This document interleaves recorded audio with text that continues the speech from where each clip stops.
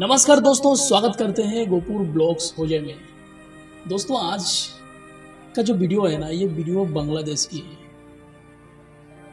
जो वीडियो देखने के बाद अगर आप हिंदू हैं, हिंदू होने के बाद आपको अगर आप इस वीडियो को अगर देखेंगे ना, तो शायद आपका दिल में थोड़ा सा भी दर्द तो जरूर होगा। बांग्लादेश एक समय था जब वहाँ के हिंदू उसी देश के लिए लड़े थे। आज़ादी के समय उसी देश के लिए लड़े थे। आज वही समय है, आज वो एक समय है जो हिंदू अपना जान को खतरे में रख के अपने आप को सुरक्षित महसूस नहीं कर पा रहा है। और फिलहाल जो यूनुस प्रधानमंत्री है, यूनुस जो बांग्लादेश की प्रधानमंत्री यूनुस है, उनको मांग कर रहा है कि हमें अपने बांग्लादेश में रहने के लिए, सुरक्षित रहने के लिए आप कुछ कीजिए, क्योंकि हम अपना बांग्लादेश में, जिस बांग्लादेश के लिए हम लड़े थे एक समय में 1971 में, आज हम इस बांग्लादेश में सुरक्षित नहीं है, हम हिंदू लोग।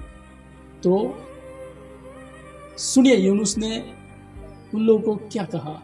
तो इसलिए फ्रेंड्स, मैंने एक वीडियो लेके आया। शायद इस वीडियो को देखने के बाद आप खुद फील करेंगे कि बांग्लादेश के जो हिंदू लोग हैं, जो एक समय में अपना देश के लिए लड़े थे, आज वो खुद की जान बचाने के लिए कितना कोशिश कर रहे हैं। और ये वीडियो देखने के बाद शायद आपको लगेगा कि कितने खतरे में है बांग्लादेश के हिंदू। और आपको शायद ये पता ही होगा कि कुछ दिन पहले नारे लगाए गए थे कि बांग्लादेश में दुर्गा पूजा नहीं होगा।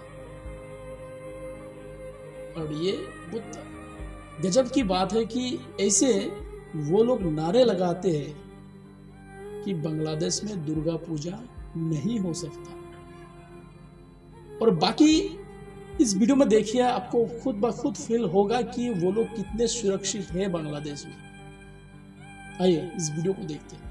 আমরা এইটুকু রাষ্ট্রকে জানাতে চাই, রাষ্ট্র যদি আমাদের সুরক্ষা প্রদান করতে না পারে তাহলে আমাদেরকে জানিয়ে দিক। আমরা বাংলাদেশের প্রতিটা হিন্দু সনাতনী আমরা এই দেশ ত্যাগ করব, এবং যেটা বিশ্ববাসীর কাছে এটি একটা নিন্দনীয় ব্যাপার হবে। এই দেশ ত্যাগ করার সঙ্গে সঙ্গে আমরা বিশ্ববাসীকে জানাবো, সেই 47 এর রাষ্ট্র বিভাজনের যে কন্ডিশন, হিন্দুরা যদি এদেশে না থাকে কোন মুসলিম ভারতে থাকতে পারবে না, ভারতে থাকতে পারবে না। জয় হর হর মহাদেব কি, কৃষ্ণ কন্যা ভগবান কি। সম্মানিত ছাত্র ভাই এবং বোনেরা, সবাইকে আমরা এই ছাত্র জাগরণ মঞ্চ থেকে আমরা শুভেচ্ছা জ্ঞাপন করছি। সেই সঙ্গে আজকে আমরা সনাতনীরা এই দেশে টিকে থাকার জন্য যে আর্তনাদটুকু আমরা জানাচ্ছি মাননীয় সরকারের কাছে, সেই সরকার আজকে এতগুলো দিন আমরা আন্দোলন করছি, আজকে দ্বিতীয় দিন পর্যন্ত সরকার আমাদের সঙ্গে এখনো বসেননি। এবং আমাদের তো বেশি কিছু দাবি নাই, মাত্র 8টি দাবি। এই 8টি দাবি এটি আমাদের সুরক্ষার নিমিত্তে, এর একটি দাবিও অযৌক্তিক নয়। তাহলে আমি বর্তমান প্রধানমন্ত্রী মাননীয় ইউনুস সাহেবকে আমি বিনম্রভাবে জানাতে চাই, আমরা জানি আপনি একজন অত্যন্ত জ্ঞানী এবং শিক্ষিত ব্যক্তিত্ব। একজন জ্ঞানী ব্যক্তি, তিনি সবাইকে সম্মান প্রদান করেন, সবাইকে মূল্যায়ন করেন। স্বাধীনতা অর্জন করেছে বলে দেশ জাতি যে জানান দিচ্ছে, আমি বলতে চাই স্বাধীনতা কি শুধু একটি গোষ্ঠীর জন্য না, সমগ্র বাঙালির জন্য। তাহলে আমরা সনাতনীরা কেন স্বাধীনতার আনন্দ লাভ করতে পারছি না? আমাদেরকে যদি আপনারা আলাদা করে দিতে চান, তাহলে আমি বলবো, যদি আলাদা করে দিতে চান, আপনার রাষ্ট্র যদি আমাদের সম্মান এবং আমাদের সুরক্ষা প্রদান করতে না পারে, তাহলে রাষ্ট্রকে আমরা জানাবো 47-এ যখন রাষ্ট্র বিভাজিত হয়, অর্থাৎ ভারত পাকিস্তান বিভাজিত হয়, তখন যে কন্ডিশনের ভিত্তিতে রাষ্ট্র বিভাজিত হয়েছিল সেটি হচ্ছে দ্বিজাতি তত্ত্ব।